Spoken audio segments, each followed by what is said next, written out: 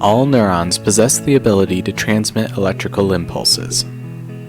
Transmitting these impulses involves the cell membrane, or the outer skin of the cell. This membrane is semi-permeable, which allows it to have ions pass in and out of the neuron. The amount of ions on each side at any given time is different, which leads to an electrical difference across the membrane. This is the resting potential. The resting potential is at -70 millivolts throughout. If a stimuli is introduced that shifts the electrical potential towards zero, then an action potential could occur at that point on the membrane.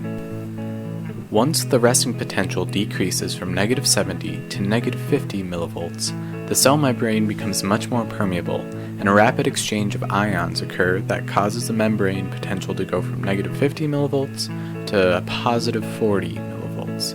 This is an action potential. Only when -50 millivolts is reached is an action potential able to occur. Once the action potential begins, there is no stopping. After peaking at +40 millivolts, the action potential returns to its resting state of -70 millivolts. What occurs next is a wave-like movement of depolarization passing along the cell membrane. In order to demonstrate how an action potential is unstoppable, we can look at a roller coaster. For the purposes of this roller coaster, the cart will be at -70 millivolts.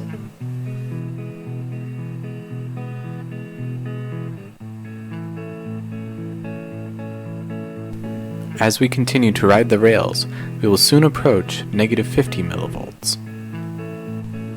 This can be seen by the little bump before the big incline. This big incline will be our action potential. We will then go up the action potential to +40 millivolts. Now we enter the refractory state. With a small dip, we will then return to -70 millivolts.